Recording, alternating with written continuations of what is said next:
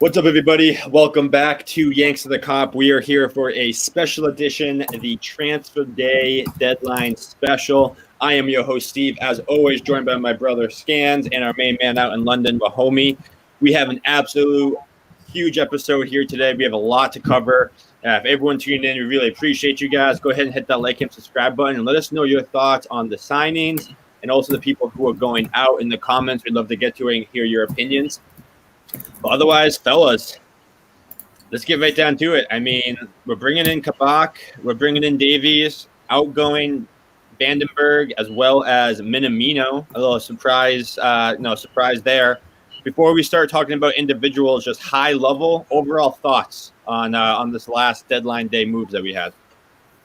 2 words: FSG in.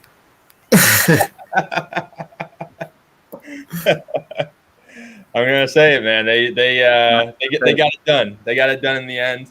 We got 2 center backs. One is extremely highly rated from Schalke. I don't care if he's from Schalke and they bled in 42 goals this year. I don't care. He's still a great player. He's 20 years old. A ton of upside, and it's just a loan. First of all, it's just a loan, option to buy. It's a great deal by Michael Edwards and his team. And then this guy, Ben Davies, he seems to be like a great, or not great, but, a ball-playing center back. So, it's something that we haven't had a left-footed center back in a while. So that's good to see as well. Yeah, I think it's an exciting day. It's been so long since Liverpool have had like a transfer last day of the window. I think not last time was Andy Carroll when we were desperate for him. And we got him instead of when Torres left. So it was actually good because, there was a point where it was like Liverpool just seemed to be targeting every centre back in Europe. Like there's a bid here, bid there, that we got rejected.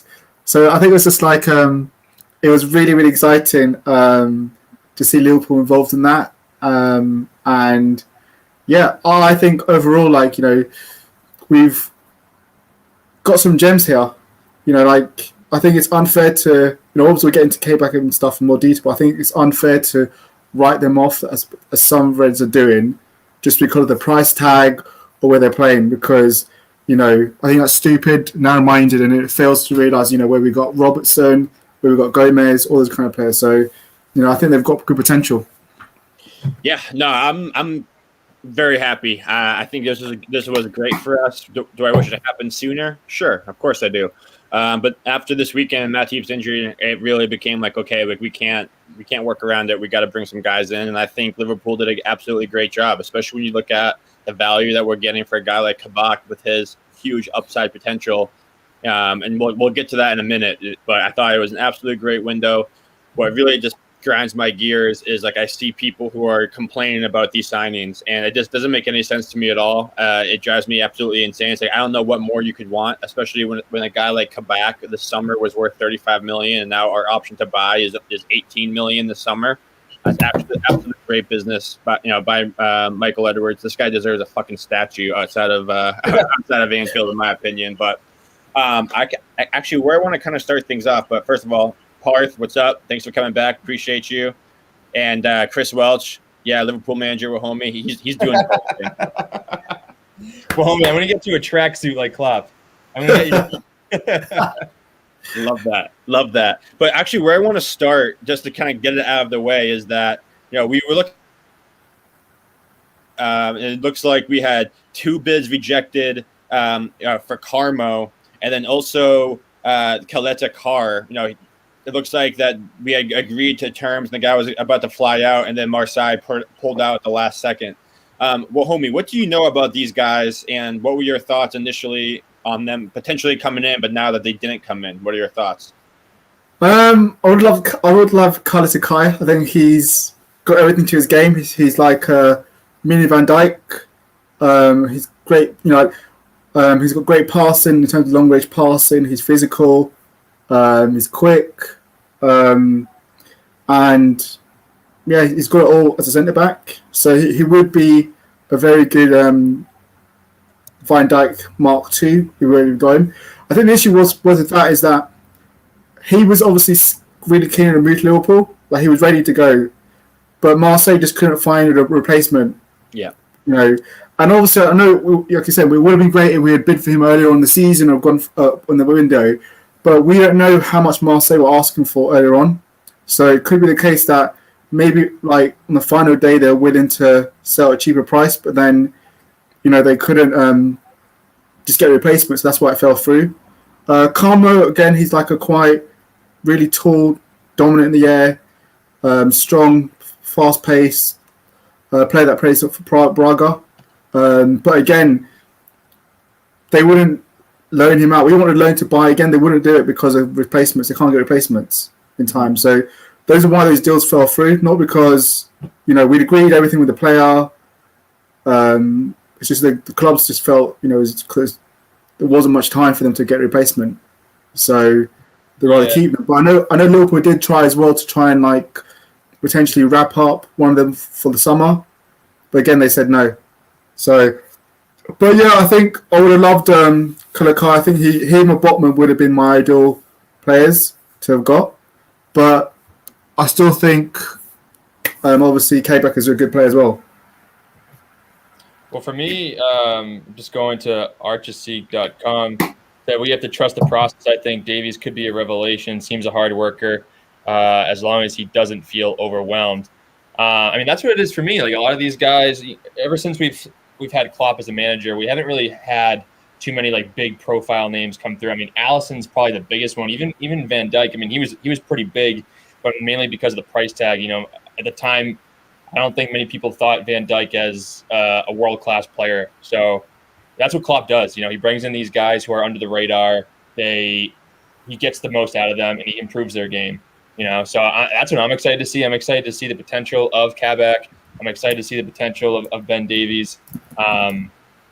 It's gonna change the team too. We're gonna see a revitalized midfield. We're gonna see Henderson. Hopefully Fabinho can play in there. I heard that Davies could be up in contention for Brighton. So we'll see. It seems like the sky's the limits right now. The past few episodes I've been saying that we're gonna be able to see what FSG's intentions are in this January window. And a lot of people were saying FSG out. But they waited until the final day. They got it done. Do I agree with you, Stephen? Do I wish they got it done sooner? Yes. But they ultimately got it done. They got it done for a good deal. Well, two good deals. And now we can look to the Brighton game, to the City game, and ultimately Champions League, I think, is back on the table. Mm-hmm. I completely agree. And I think before we kind of change gears into the people who actually came in and who's going out officially, I wanted to bring this point from Alex into the equation. All these in the know accounts on Twitter claiming Botman and Carr were close and we just went to sign Kabak and Davies instead. Like we had James Pierce on here who literally said like he had not heard one thing from anybody from Liverpool that actually linked us to Botman. Botman was completely made up by people on Twitter and reporters and like maybe even from his camp trying to get him a better deal or whatever.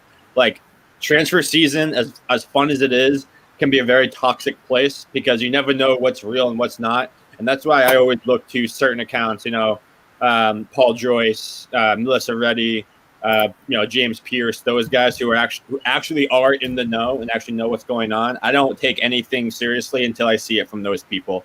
I think that's a really good point. Good question. Yeah, go ahead. I was just going to say, a good question here is what do you think the center back pairing is going to be for City? I don't think we're going to see either one of the new guys. I still think it's going to be Fabinho in the back. And, if Matip's available, it'll be Matip in the back or maybe just like a Henderson. Because a week of training, I mean, Kabak's not going to get here until tomorrow. Yeah. I think it's just going to be one of those things. They can go with the guys who know the system. That's going to be Fabinho or maybe Matip. Well, this is the good question, too. Sounds like Matip could be out. From Chris. Wow. This is a good question from Chris Welch. Like, does Kabak have to isolate once he arrives in England? I'm not sure. I haven't heard anything about that. I haven't heard anything about that either. Pop, maybe. I've not heard anything about that. Well, Odegaard from Spain didn't have to isolate. He literally played this past weekend. So I don't think he had to isolate. His deal was done towards the end of last week. So I don't think they have to isolate anymore. I could be wrong. I think it depends on how they get there. Like I read something. I think it might have been with Odegaard. As long as he took a private jet, then he was able to not have to quarantine or something like that. I could be wrong, but I thought I remember reading about that with one transfer that as long as it wasn't like a commercial flight and he actually took a private plane, that he wouldn't have to would have to quarantine if he passed the COVID test before he left. But going back to what Homie was saying, I don't know if Matip's going to be fit for the City game. So if that's the case, I mean, I think Liverpool's defense is tough because we play such a high line. So I don't know if Schalke does that or Preston North End do that, but it's going to take some time for these guys to settle in. Matip's injury could be bad, they're saying. Matip's what? Injury could be bad. Oh, they're saying it's injured pretty bad now? Yeah. Maybe that's why they got two. That's why they got two. Yeah, that's why they're trying to get, I think so. I think Matip might be done. I think he might be done in Liverpool. Anyway, I think this summer I can see him going out because that's kind of pivoting here. Ben Davies coming in and they replace him. We're sending Sepp Vandenberg out to them, but £2 million for a guy who's 25 years old, very good ball player and center back. Like you said, left-footed back. I mean, he doesn't have necessarily the experience that we want to see, but I love the signing, and for one reason only. Like we saw it with Lovren. He had issues being the fourth center back. This guy will relish being the fourth center back. He'll have no problem sitting on the bench when he has to, and he'll be ready when his name is called upon. And I think that is a massive thing to think about when you think about squad pieces. It's really hard when you sign a lot of superstars and then tell them, sorry, you're only going to play about 10, 15 matches a year. You know what I mean? So having a guy like Davies who now can take his time to understand the system, and when his name's called upon, he'll be ready. I think that's just an absolutely great move for us, long term. Yeah, we want players that are hungry. Like that's the one thing that I love about Klopp is that's why he doesn't sign like the big name players, is because he wants players that are willing to prove themselves, and that's what this guy. He's been in the championship. I think he's played. I think I said last time 140 games, something like that. So now he has his big chance. He's playing for the defending champion. They won the Champions League 2 years ago. What you're playing for the best manager in the world, best fans in the world. What better opportunity than right now? And what better opportunity to prove yourself? Yeah, I think it's like we're only paying 100k up front for him as well. Really? 1.6 million, yeah, and 500k up front. I was just looking at some of the stats, like he's 6 foot tall. He's got 6.3 clearances. He's got 4.3 aerial duels won. He's got 6 ball recoveries per 90. 10.1 passes into the opposition half. 10.8 long passes into the opposition half. So you can see that he's. Like I saw someone did also like a stat that was showing like it was comparison to like Van Dijk's passes and Davies' passes, and they were very similar in the way he uses the ball. I like that. Practically identical. Obviously, I'm not going to say Davies is anywhere near Van Dijk, but in terms of what he's going to offer, he's not the most dominant in the air, but he still wins a fair amount of area duels. I mean, K-Back's only got 4.3 area duels won. Davies is exactly the same as him, equal 4.3. So, he's still going to offer a different dimension in the air. He's can bring the ball out of play. He's comfortable with long passes, and he can play. He's fast. He's not slow. I was reading an article about Preston person. They were saying like there's this notion that he's slow, and he's not slow. He's very fast. Or he looks like he can't run. He's like a Van Dijk. He looks like he's even gliding, but he's very fast. When he needs to put the pace on, he can put the pace on, and he can match the fastest attackers and stuff. And he was arguably the best centre back in the championship.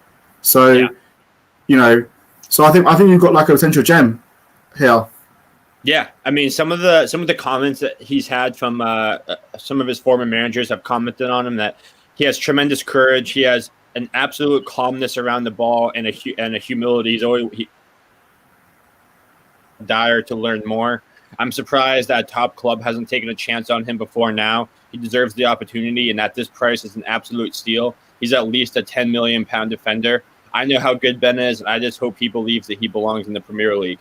And then when you read what he has said today, with his entrance interview, he pretty much said all of those things. Like, listen, I know most Liverpool fans probably don't know who I am, but I'm ready to come in here, work hard, learn from the players around me, and when my name is called to have an impact on this team.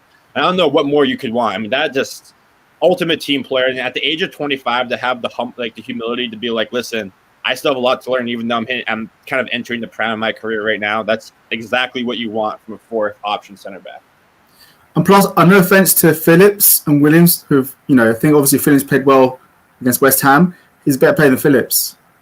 He's a ball-playing player and he's physical, so he's a better player than Phillips. I think Phillips is very good recently. Every game he's played. I think Davis should start playing more because he can pass the ball out, he's comfortable possession, and he's got Phillips aerial threat. I mean, he has to prove his spot though. He has to earn that spot. Also, I'm not going to say he's going to walk in the team. But I'm just saying, he will, when he does get his chance, he will be a better player than Phillips and Williams. I will say, I hope they send Reece Williams. I wanted them to send Reece Williams on loan this summer. Hopefully, you'd have to think they would do that now. Yeah, I think now they will. I think now that we have him in there, I think now we have a couple options, and I think that's definitely going to be the next move for him. Is can we get him on loan to maybe a championship level team, something like that? I don't know if a Premier League team would take him on loan, or like a first, a top tier team, top tier division would take him. But I think a move to the championship would be great for him. The only thing I'm worried about with Ben Davies is, first of all, his height. He's only 6'1". I don't know what that is in the metric system, but he's only 6 feet 1 inches. Van Dijk 6'4", and he weighs 163 pounds. And Van Dijk weighs 204. So it's just he seems to be like a light center back. Doesn't weigh much, isn't very tall.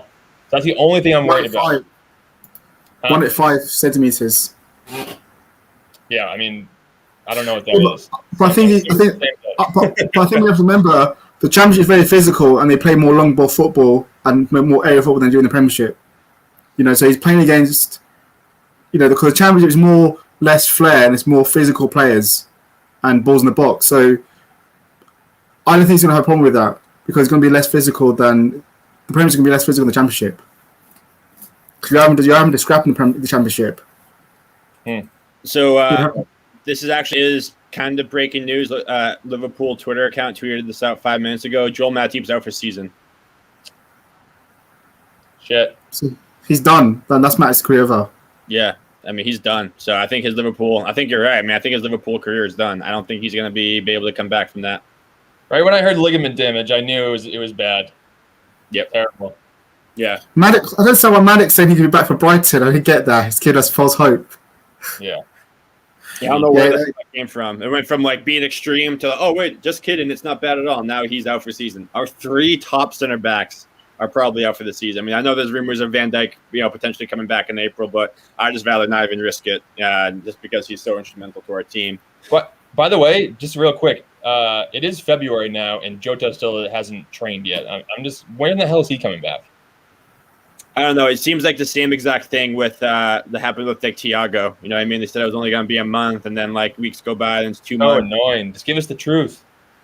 And I think transfer window, whether it's transfer market, they claim that he's back just after the City game.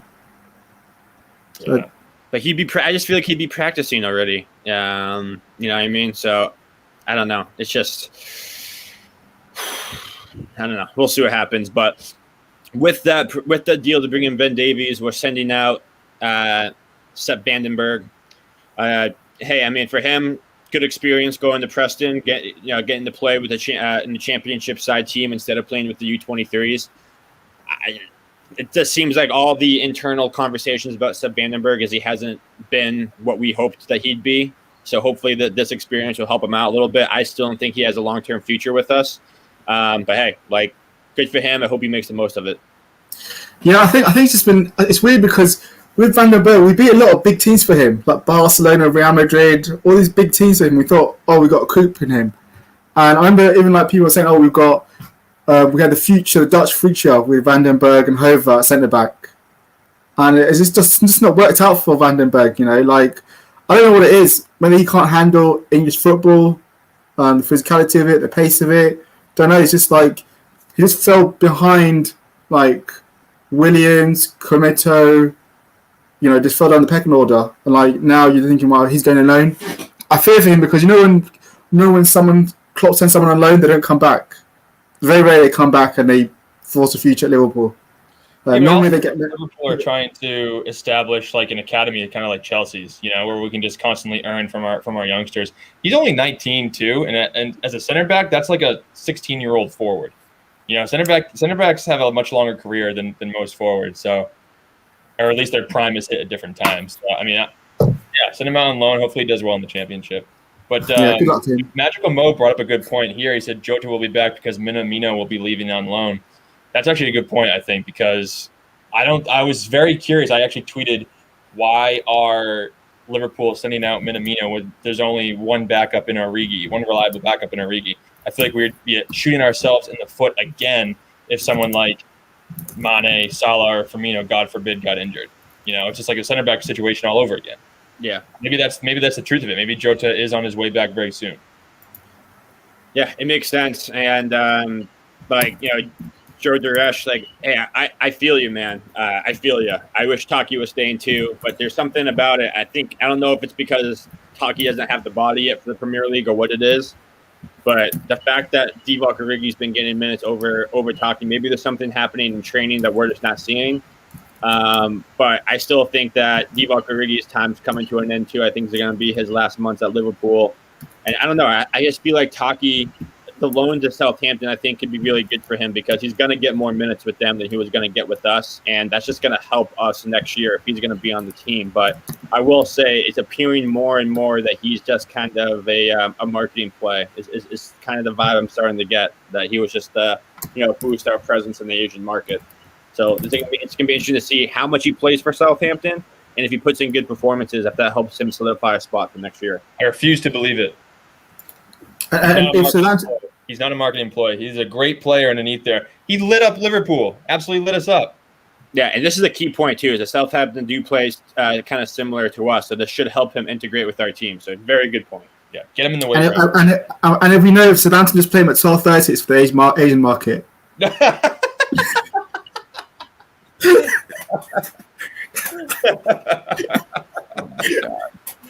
That's so true. That is so true.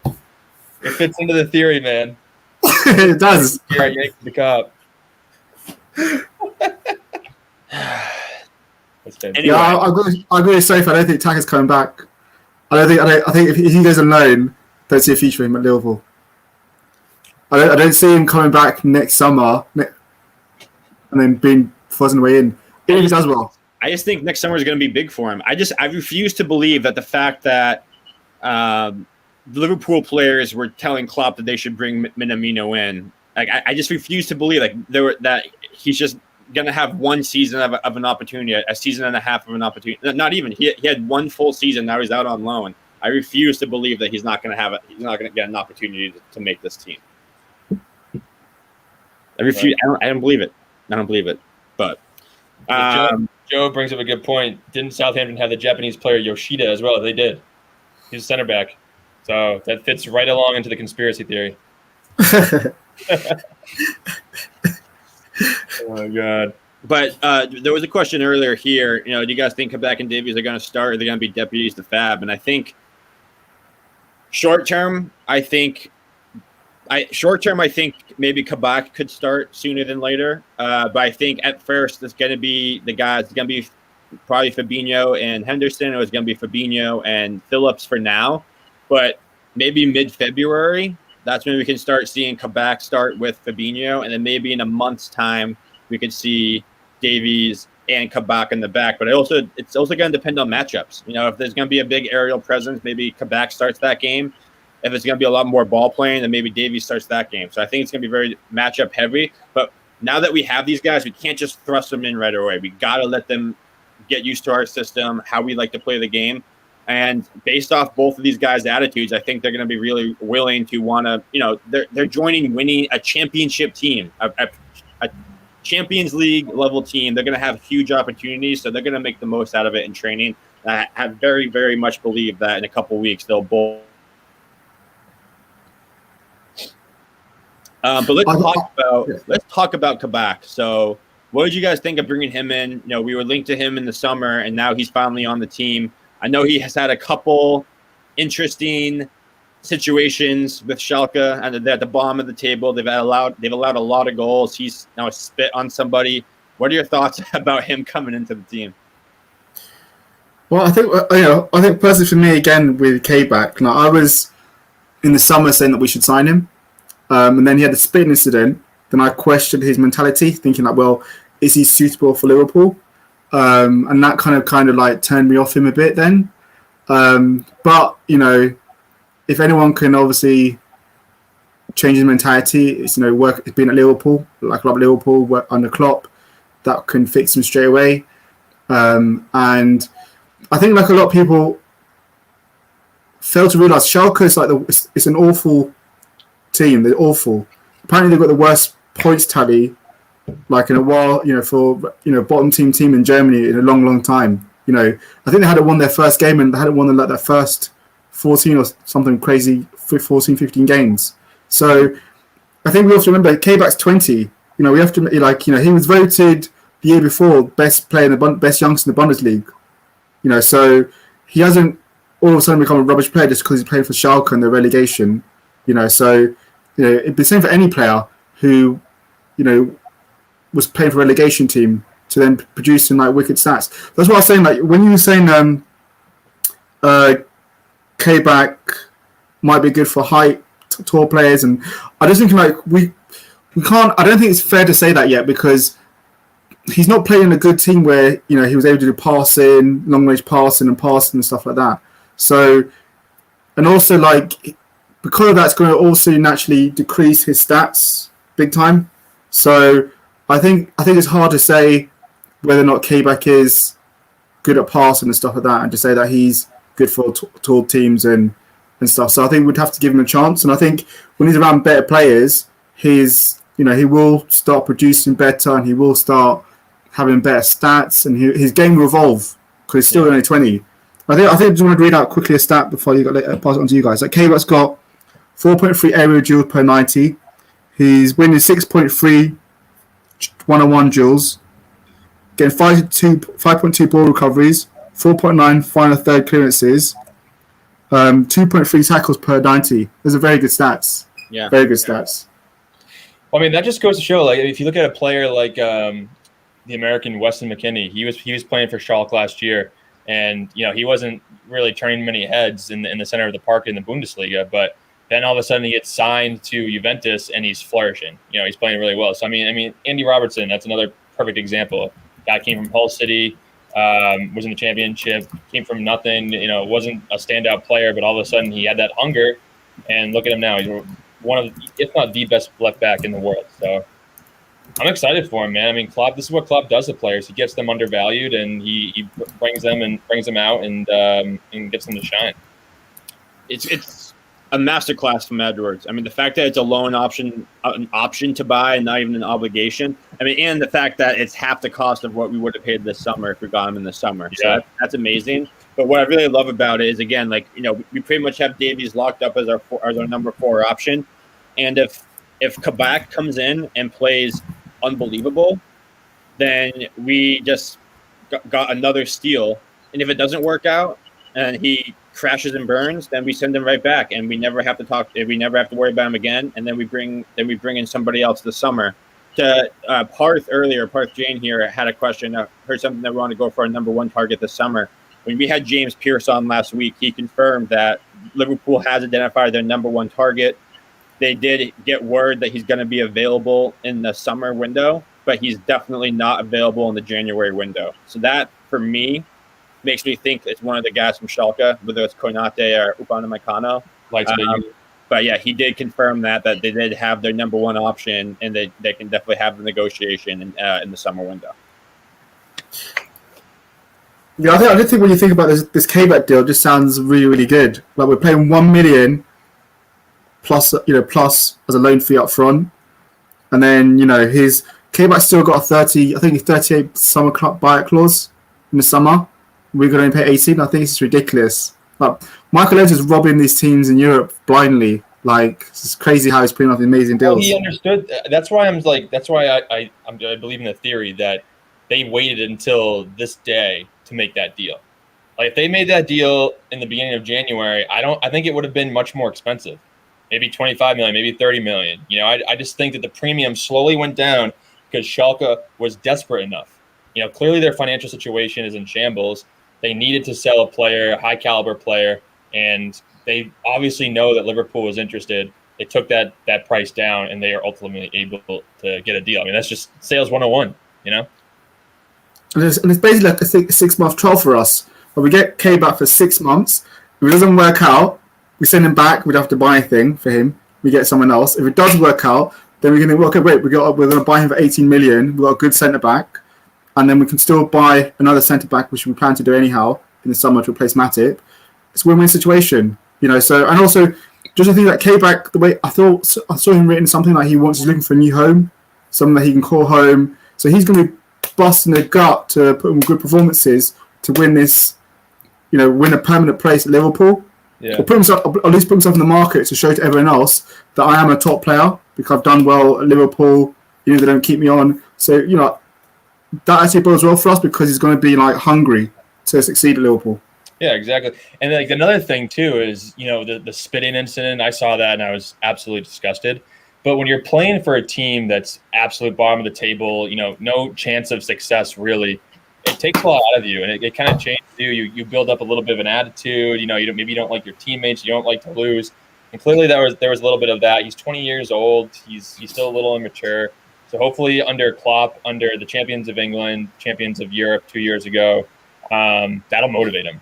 And he'll really he'll realize that this is the biggest opportunity of his life to become the best player he can be. Yeah. If you think about the movie, Remember the Titans, there's a line in that movie, attitude reflects leadership. And that's exactly what it is. If you're in a losing environment, you're going to have a losing mentality. But now you're coming to a winning mentality, and that's going to change everything. And especially when you're a guy who's 20 years old, who has a shit ton of potential, and he's known as one of the best prospects in the Bundesliga, and you're just getting your ass kicked every single day, that can't be fun. Like he's almost like being set up to fail and look like shit around a bunch of scrubs in the Bundesliga. Now he's going to be surrounded by top tier talent. He's going to really be able to shine and excel. And I think having a goalie behind him like Alisson, being next to Fabinho, and having Henderson's voice around him, is just going to allow him to do what he does best, and that's bossing forwards around, using his body, being aggressive, and not having to worry about his discipline because he's always going to have Henderson and Fabinho and Alisson in his ear telling them exactly where to be. So I think it's an absolute stellar move. But really what I kind of want to talk about too, before we get there, did you guys hear about Nico Williams was almost had a loan move to Southampton? What are your thoughts on us rejecting that? Yeah, I don't think Nico would have gone out because we've got no one else to back up the right back for Trent. So, James Milner. Yeah, I think it's a lot to ask Milner to be doing that right back, covering at right back and getting back. It's a good odd game, but I think it's a bit much. And I think we've got no one really else to really cover Trent. So it would have made no sense to loan out Nico Williams. Unless you were saying to me they were going to bring in another right back to cover him. It makes no sense. So, I think Southampton were just desperate for a right back. I think they were trying with everyone. Is Walker Peters out for the year? I'm not sure. But I know they tried to meet Niles. He said no to them because he doesn't want to play right back. I think they tried a few teams and they said no. Yeah.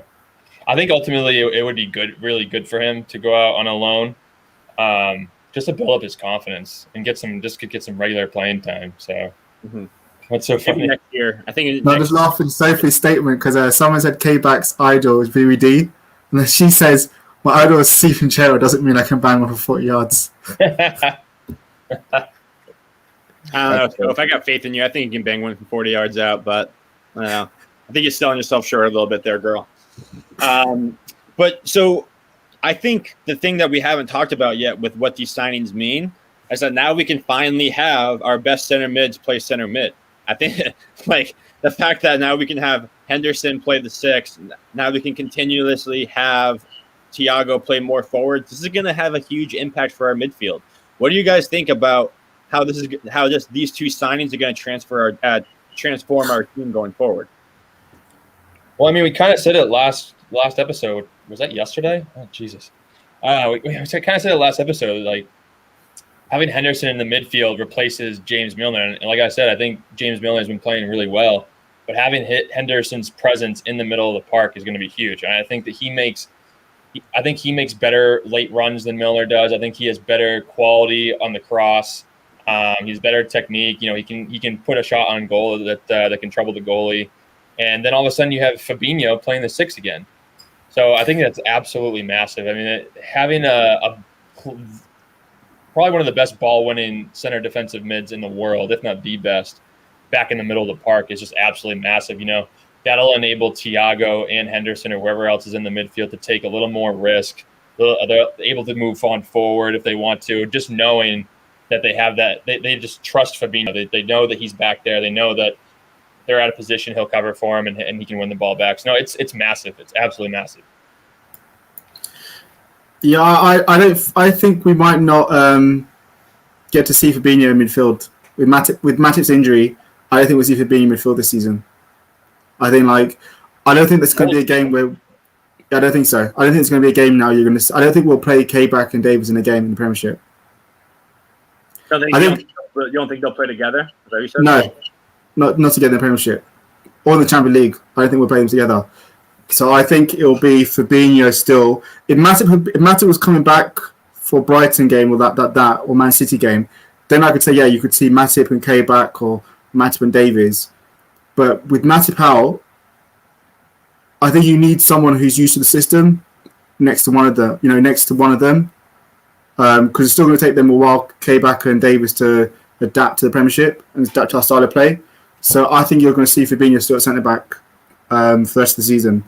And you'll just see Hendo back in his normal position, which is a blow because obviously I think, most of us we were looking forward to seeing Fabinho, Hendo and Thiago midfield. But I don't think we're going to see that this season. I think because of Matip's injury now, that's just blown it. Good point. I mean, I think that we could see it on certain one-off games, but then at that point, why would you change Fabinho out of center back? He's already on a groove there. He's familiar with the position now. He's played there pretty much all year. Why would you switch things up and then move him into the midfield for a couple of games? Because clearly, I wouldn't trust Davies or Phillips in the Champions League. I think it has to be Fabinho back there. So no, actually, I agree with you, homie. That's a good point. Yeah, no, again, I think that's the most important thing. Yeah, I think Fabinho will be back there. God, Sophie's going off. No, I completely agree. I mean, Fabinho is set him back for the rest of the year, and that's just what it is. I don't even see it that maybe Fabinho will play defensive mid once and then have Henderson back there instead. I don't think that's going to happen. I think if Fabinho has shown that even though he's a defensive center mid, he's one of the best center backs in the league as well, and that doesn't make sense to take him out of that. I absolutely love the chat. They crack me the hell up. They are unbelievable. You guys are just fantastic. But I do feel that Hendo, Gini, Thiago midfield will be still electric. And it's still it will still be. Let me ask you this: with Gini playing really well as a 6 recently, would you keep him as a 6 and put Henderson as side by side with Thiago?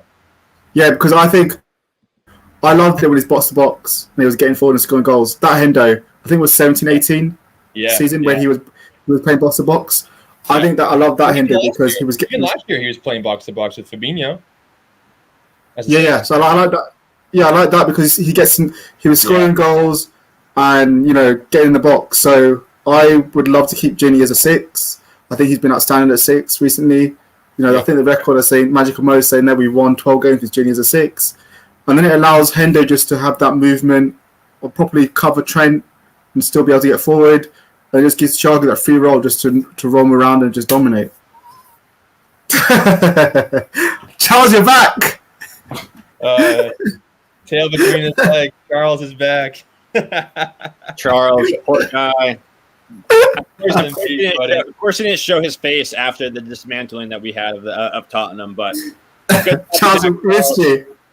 Yeah, Charles. Every day, rival fan is a fan favorite here in our channel. But Charles, we thank you for giving us some laughter. We really appreciate it because, you guys look like clowns right now. That's for sure. Oh man. So I mean, just to kind of wrap things up, I mean, all things being considered here, what would you guys give this window 1 out of 10? 1 out of 10. Probably a. I was going to say 6.5.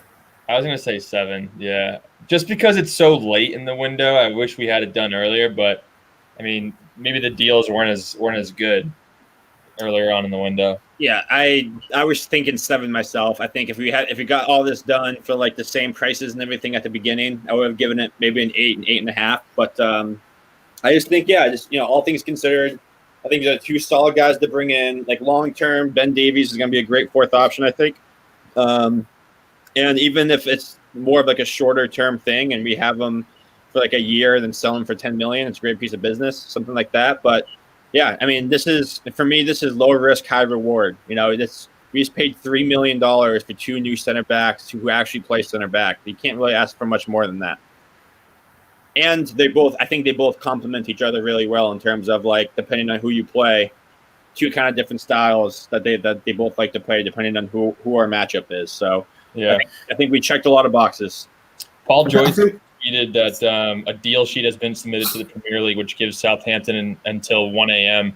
to conclude the loan deal for Minamino. Well, I'm just thinking like no more short corners because of K-back. Yeah.